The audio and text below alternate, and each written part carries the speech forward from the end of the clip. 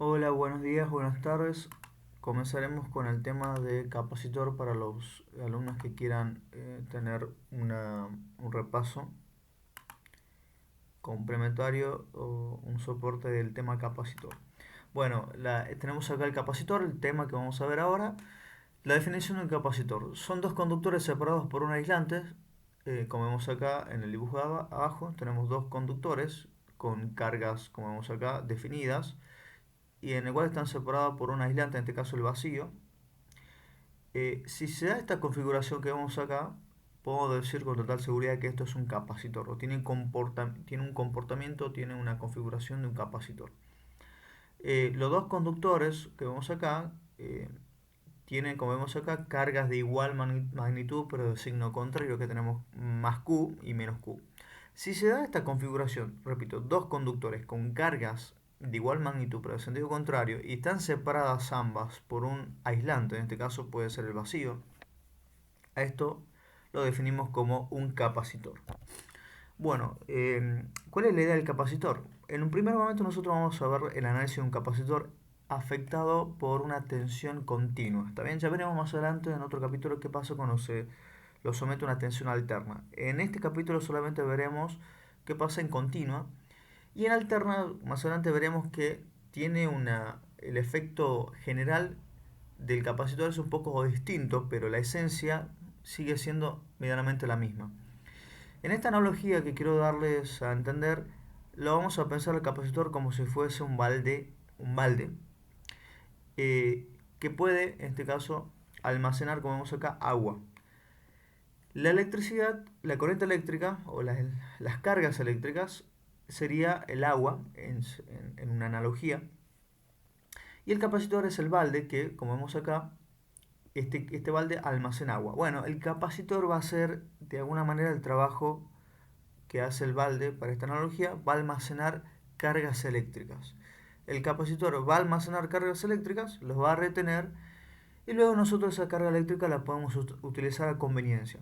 Nosotros acá tenemos el balde con agua, nosotros si queremos podemos tirar todo el agua de una sola vez o podemos tirarla de forma gradual a conveniencia. Bueno, una vez que nosotros tengamos el capacitor cargado, nosotros podemos utilizar esa carga también a conveniencia. Podemos utilizarla enviando energía, o sea, corriente eléctrica de forma gradual o podemos mandarla de shock.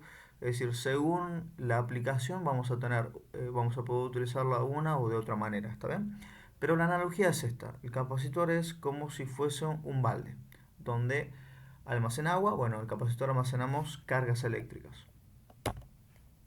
La idea de un capacitor, bueno, como yo le dije, son dos placas, en este caso, o dos conductores que tienen cargas iguales pero en sentido contrario, pero en un momento el capacitor, si vemos en un inicio, antes de que esté cargado, antes que actúe el efecto, eh, la esencia del capacitor, pensaremos que el capacitor tiene entre sus terminales, entre sus conductores, tiene carga cero, es decir, tanto su conductor superior como inferior no tienen carga definida, es decir, tienen carga neutra.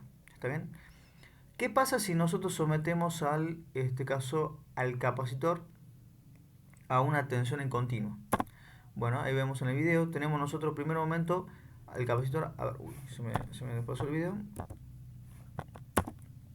Quiero ver si puedo ver el video. A ver, ahí está. El capacitor que vemos acá tiene en su inicio tiene carga neutra y una vez que nosotros aplicamos, en este caso, una batería, una diferencia de potencial, vemos como las cargas negativas, como sabemos son los electrones las que se mueven por un circuito, vemos cómo se desplazan hacia la otra placa o hasta el otro conductor y vemos como en un inicio el capacitor tiene carga cero y a lo largo del tiempo vemos cómo la carga va aumentando en el capacitor como estamos viendo en este momento hasta que en un determinado tiempo ya el capacitor, vemos acá, la curva se está amesetando y va a haber un momento en el tiempo en el cual el capacitor esté totalmente cargado y ya, como vemos acá, no va a haber desplazamiento de electrones. Bueno, esa era la curva de la gráfica de la carga a lo largo del tiempo del capacitor, pero también podemos ver cómo actúa la corriente en el circuito sometida, en este caso el capacitor, a una diferencia de potencial. Vemos como los electrones en un primer momento había como un flujo, eh, un movimiento acelerado de electrones, y después vemos cómo hay una disminución de este flujo de electrones. Y acá lo podemos ver. En un inicio teníamos una corriente muy alta, porque hay muchos electrones que se están moviendo, pero después cuando pasa el tiempo vemos que los electrones, el flujo se reduce. Ahí decimos que la corriente eléctrica está reduciéndose. Bueno, esto va a suceder a lo largo del tiempo. La corriente eléctrica, como vemos, va a caer, y en este caso hay un momento en el cual, cuando el capacitor esté cargado, ya no va a dar lugar a la circulación de corriente eléctrica. Eh, una de las características del capacitor es su capacitancia, que es el concepto más importante de un capacitor. Como vemos acá, la definición es la relación entre la carga de uno de los conductores del capacitor y la diferencia de potencial entre los conductores. O sea, es esta división, es la carga dividido la diferencia de potencial del capacitor. Esta es la definición. La unidad es otra cosa, la capacitancia. La unidad de la capacitancia es el faradio. Se escribe farad y es, en este caso, cargas, coulomb sobre volts. ¿Está bien? Coulomb sobre volts.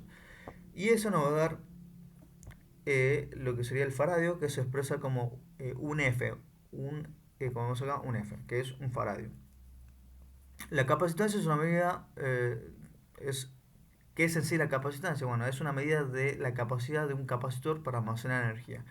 Si tiene mucha capacitancia, decimos que el capacitor puede almacenar mucha energía. Si tiene poca capacitancia, puede almacenar poca energía. Es como el balde, es como el volumen del balde, si se quiere. Mucho volumen en el balde, es que puede almacenar mucha agua; poco volumen, puede almacenar poca agua. Esa sería la analogía. ¿Está bien? Bueno, acá, como vemos, tenemos una configuración de dos placas de un capacitor, que es la configuración más habitual de entender un capacitor, donde tenemos dos placas conductoras y ambas placas tienen cargas distintas, y en este caso se origina entre dos placas una diferencia de potencial a una distancia dada, donde en este caso tienen cargas, en este caso de magnitudes iguales, pero de signos distintos.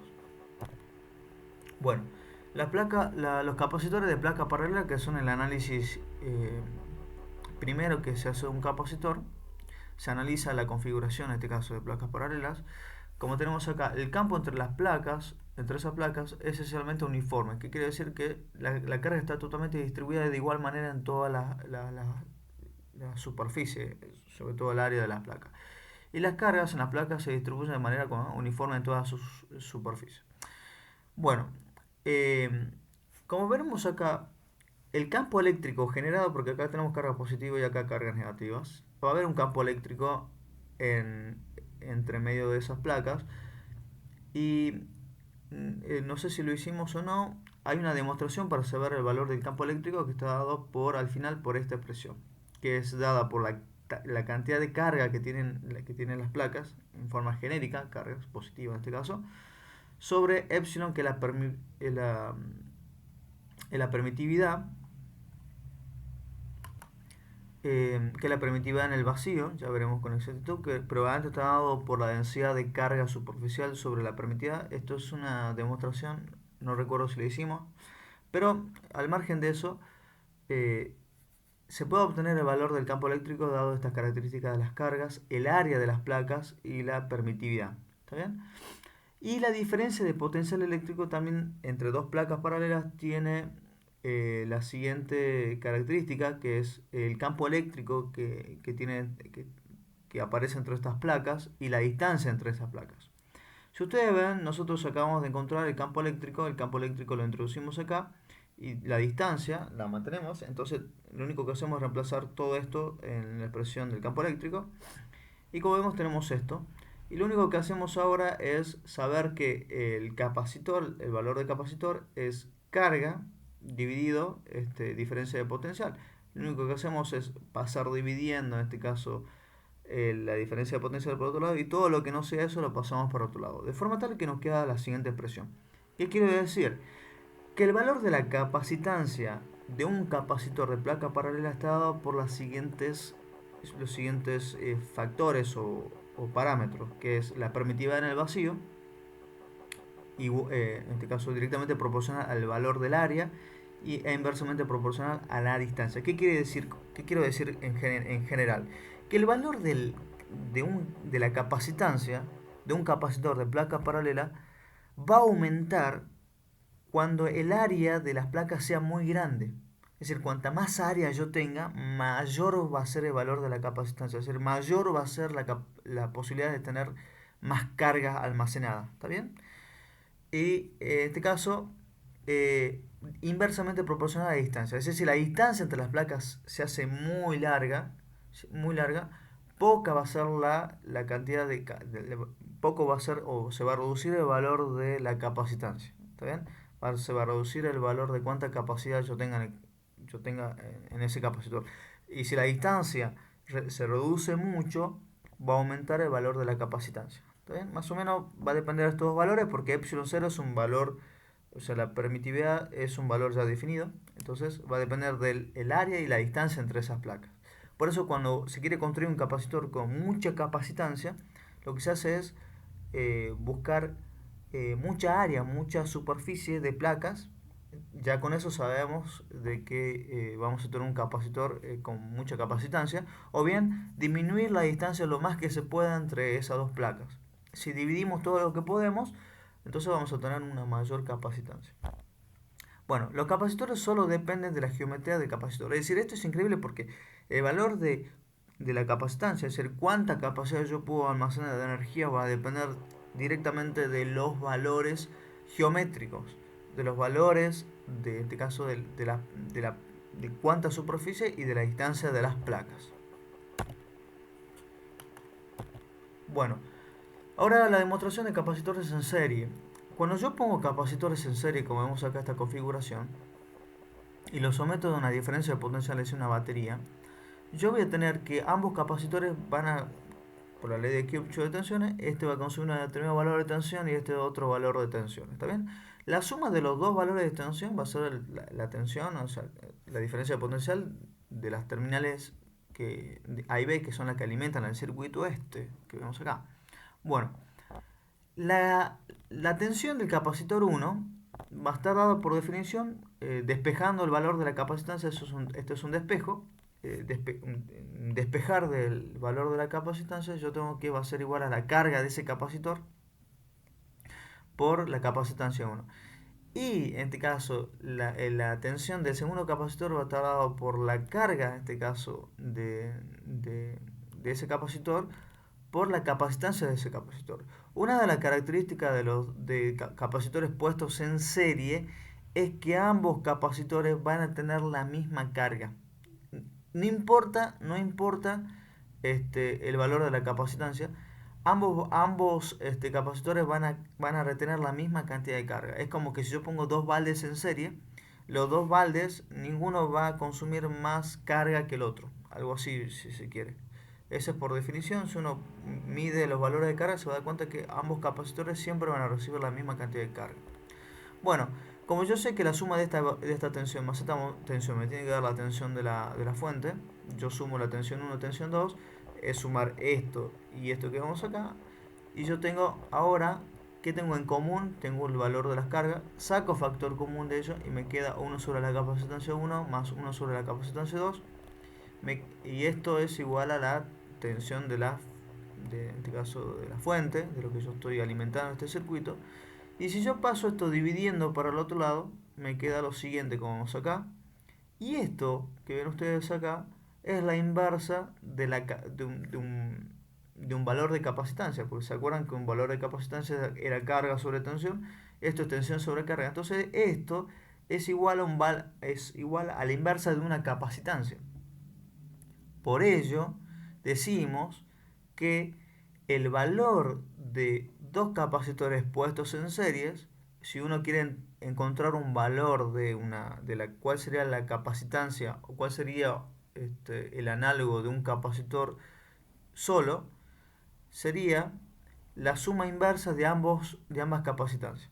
Es decir, si yo quiero saber cuánto es el valor de la capacitancia total, yo tengo que sacar 1 sobre la inversa de esta más 1 sobre la inversa de esta, y voy a tener la inversa de la capacitancia total. Y si yo quiero saber el valor, bueno, la doy vuelta. Doy vuelta ese valor y ya tengo el valor de la capacitancia total.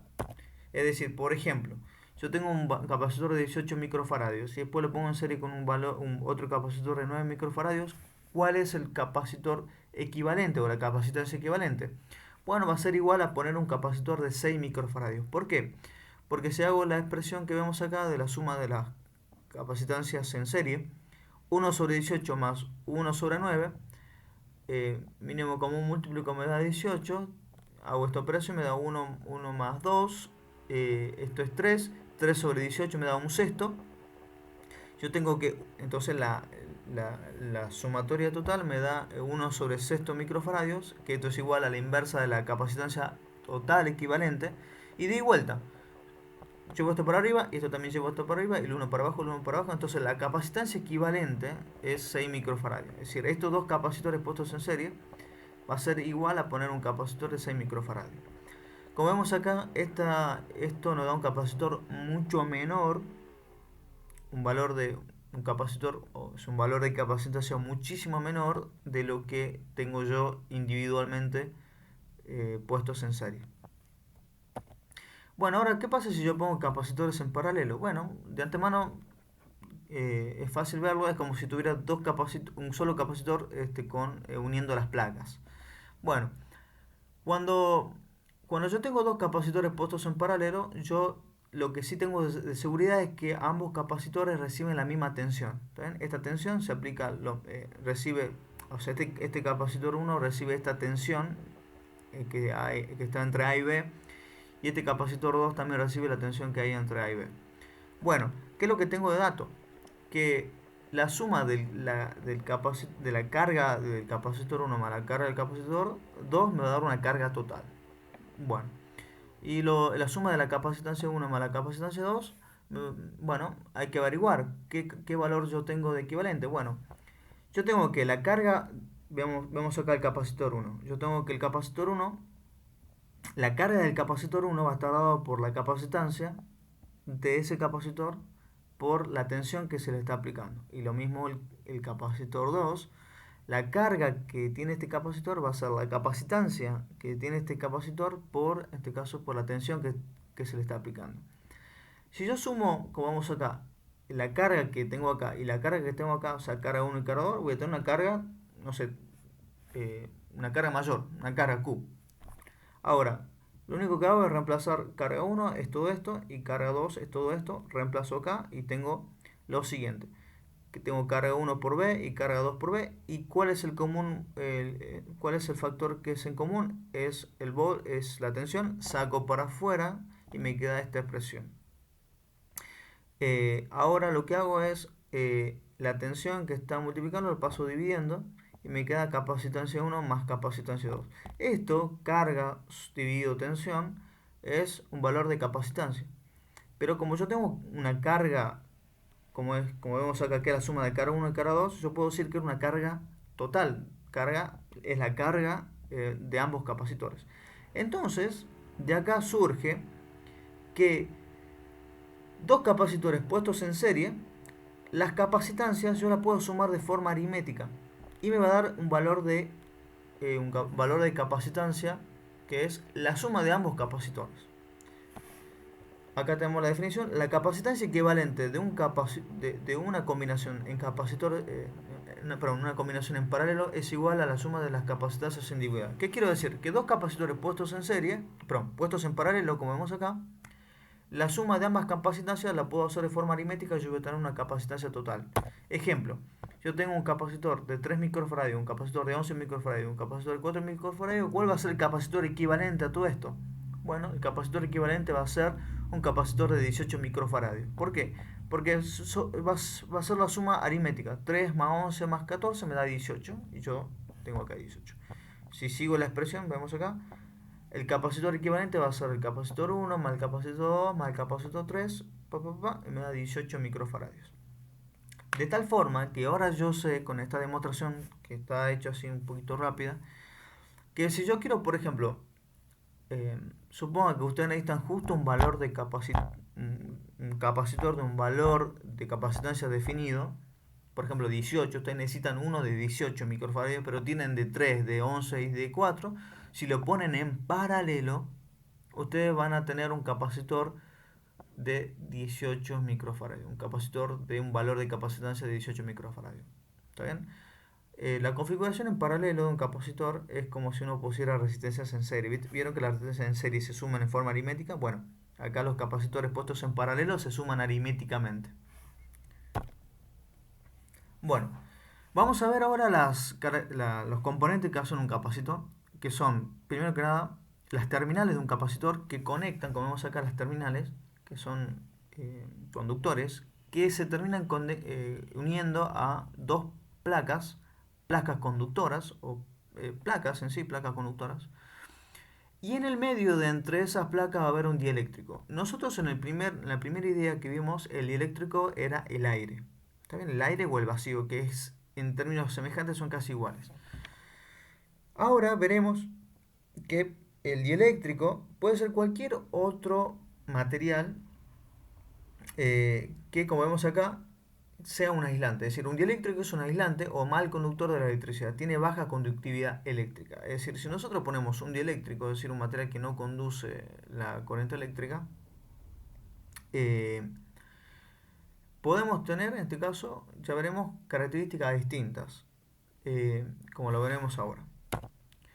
Si nosotros, en este caso, ponemos, nosotros teníamos hace rato la idea de que están separados por aire o por vacío. Pero si nosotros pusiéramos un dieléctrico, hay muchos tipos de dieléctrico. Un dieléctrico es aquel que no conduce la corriente eléctrica. Hay dieléctricos que tienen ciertas características interesantes. En un principio tenemos nosotros, por ejemplo, las placas conductoras que vemos acá al costado, y acá está el dieléctrico, que es el material que no conduce.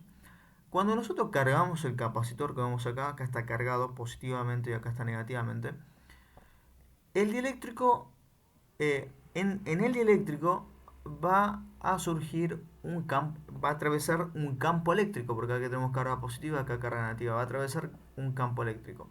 Como vemos, ese campo eléctrico va a hacer que en un principio las cargas mejor dicho, la materia que está formando el dieléctrico, sufra lo que conocemos como orientación en este caso, del dipolo. Es decir, la materia en este caso está conformada por, en este caso, por una estructura atómica, como sabemos, pero si es sometido a un campo eléctrico, como es un dieléctrico, no va a conducir la corriente eléctrica porque tiene una barrera de una banda prohibida muy grande, entonces los electrones no van a poder saltar de la banda de conducción a la banda de valencia, no van a poder saltar. Pero en este caso, la materia va a quedar inducida y se va a generar dipolos, como vemos acá.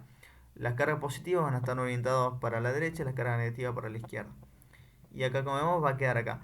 ¿Qué va a suceder con esto? Es decir, ¿cuál es ¿para qué me sirve entender esto?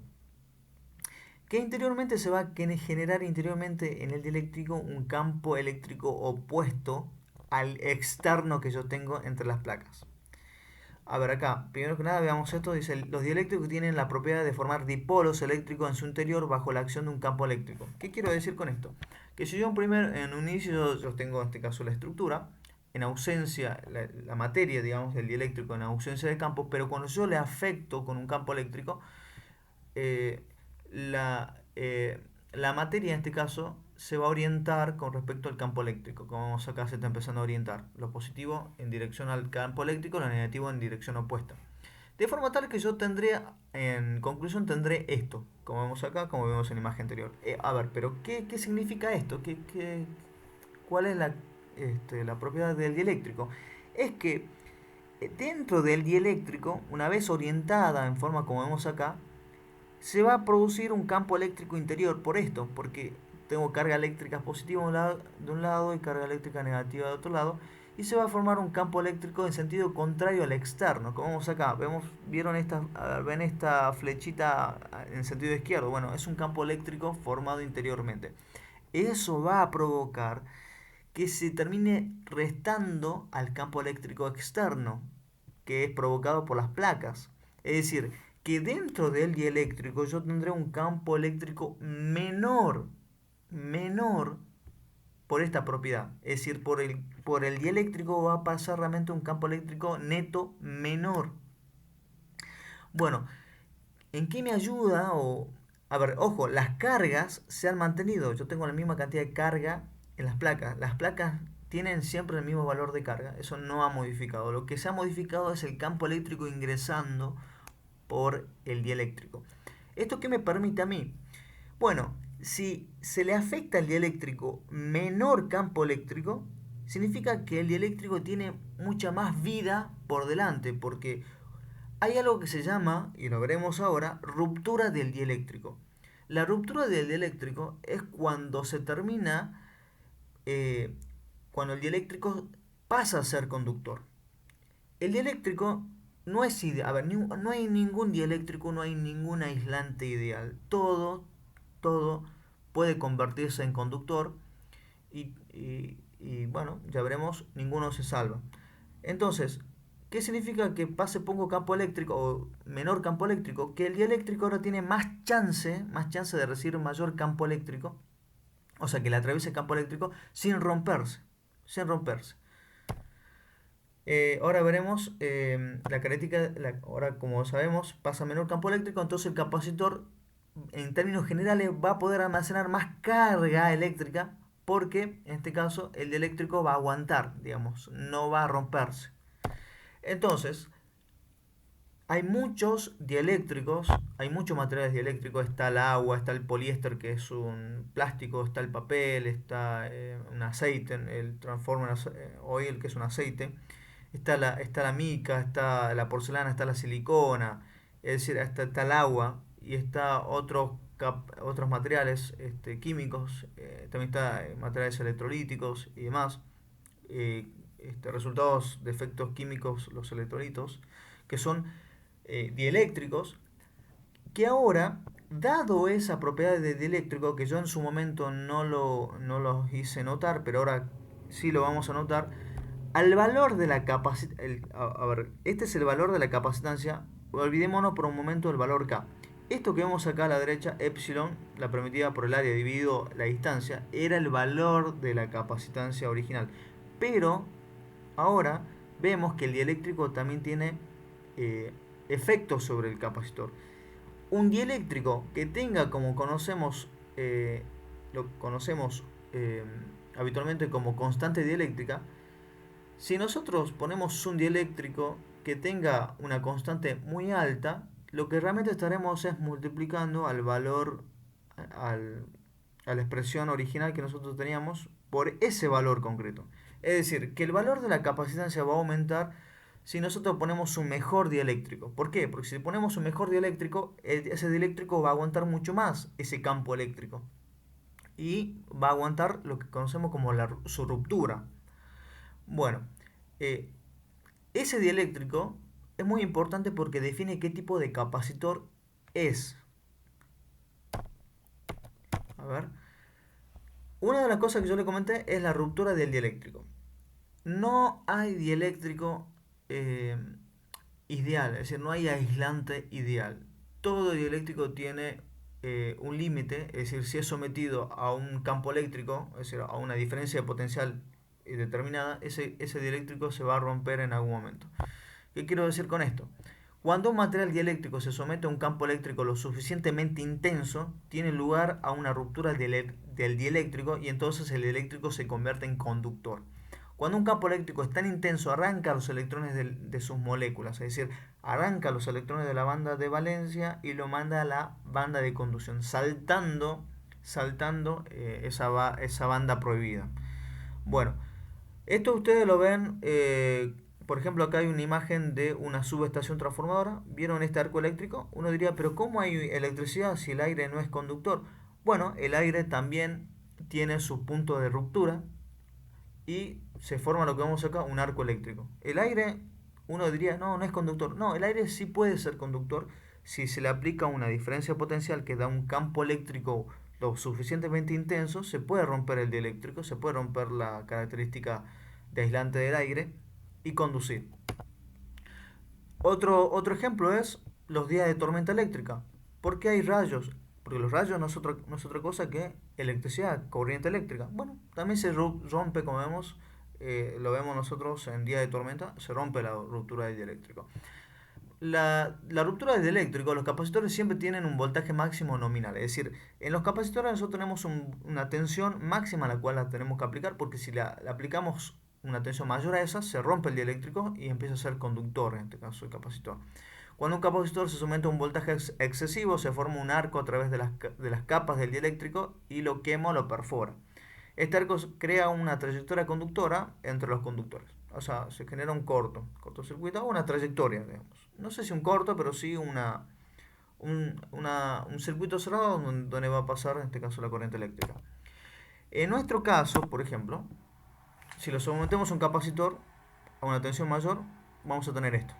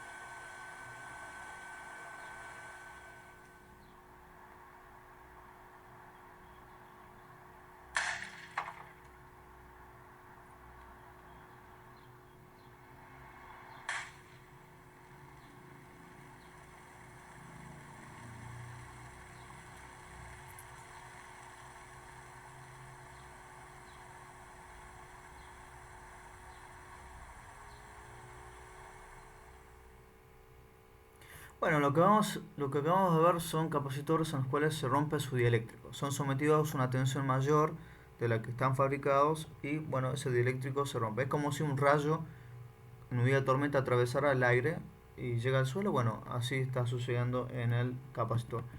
Como vemos, se rompe el dieléctrico si se rompe esta estructura y las cargas, en este caso negativas, llegan a la otra placa eh, y hacen ese circuito cerrado.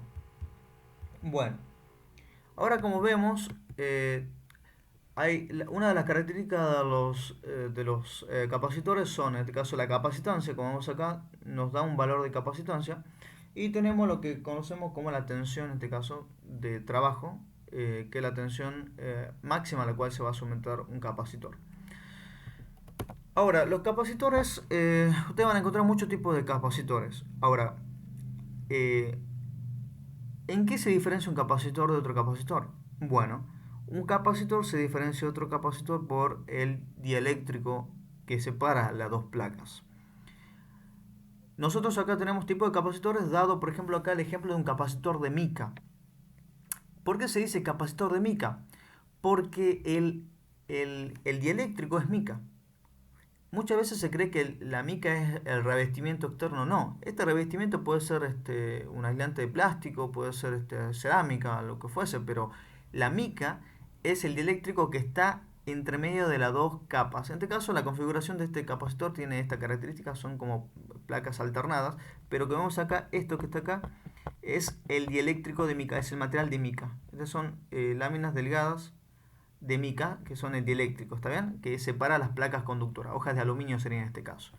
Estos son, en este caso, los capacitores de mica, que la forma en que ustedes la van a encontrar. Repito, el dieléctrico que separa entre las dos placas es mica, ¿está bien? Que es un aislante dieléctrico bastante interesante. Otro capacitor es el conocido como los capacitores de lenteja, que son formalmente los capacitores de cerámica, en el cual el dieléctrico, el que está entre medio de las dos placas metálicas, es una cerámica, un material cerámico. Son de esta característica, tienen su propia lectura, que vamos acá, para leer el valor de la capacitancia y el valor de la tensión que se le puede aplicar. Repito, este es un capacitor de cerámica porque tiene como dieléctrico una cerámica. Después tenemos los conocidos como capacitores electrolíticos. Los capacitores electrolíticos tienen una configuración de la siguiente manera.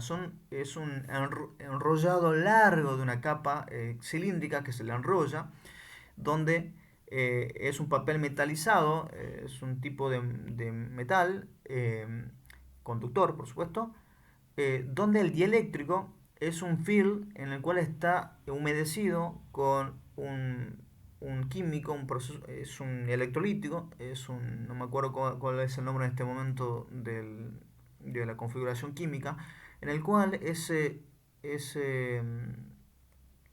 esa- ese fluido se somete a una determinada carga, una determinada tensión de fabricación y se forma en ese film, en ese papel, un aislante, consecuencia del efecto químico, del efecto electrolítico, perdón, de ese químico. Donde se forma un dieléctrico, o sea, un aislante bastante alto, que se termina construyendo, quedando sobre este film.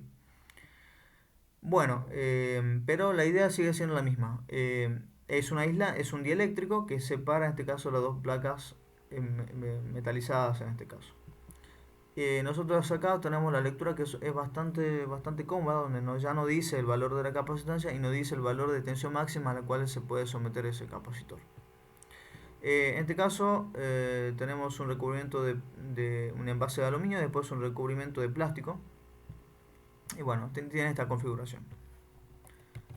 Después otro tipo de capacitores son los capacitores de plástico, donde el dieléctrico, repito, el dieléctrico es de plástico.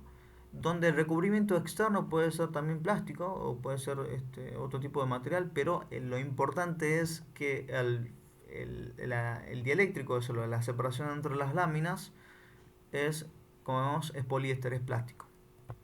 Después tenemos un capacitor de papel que tiene esta geometría, que es un cubito, donde, repito, el dieléctrico es papel, y bueno, las láminas son también lámina metalizada.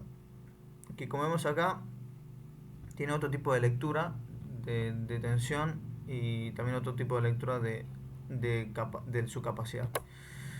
Bueno, estos son los capacitores que vemos, los capacitores más clásicos que ustedes van a ver. Después las unidades, como yo le dije, la unidad de la capacitancia es el faradio, pero como el faradio es una unidad muy grande, ustedes no van a ver un faradio. Es muy raro que uno vea un capacitor de un faradio, de 2 faradios, no, es muy raro. Lo que sí vamos a ver son capacitores de, de alrededor de los milifaradios, que ya sería un capacitor grande, pero sí lo que ustedes van a empezar a ver son capacitores de microfaradios, de nanofaradios, de picofaradios. Hasta este rango ustedes van a encontrar capacitores para trabajar. Se utiliza en este caso los mili, micro, nano y pico para un poco, bueno, hacerlo más trabajable a los valores de capacitancia. Por último, eh, recordarles que en este caso estamos viendo capacitores actuando, o la idea que vemos nosotros, capacitores afectados por una tensión continua. ¿Está bien? Ya en otras unidades veremos qué sucede con un capacitor afectado por una tensión alterna.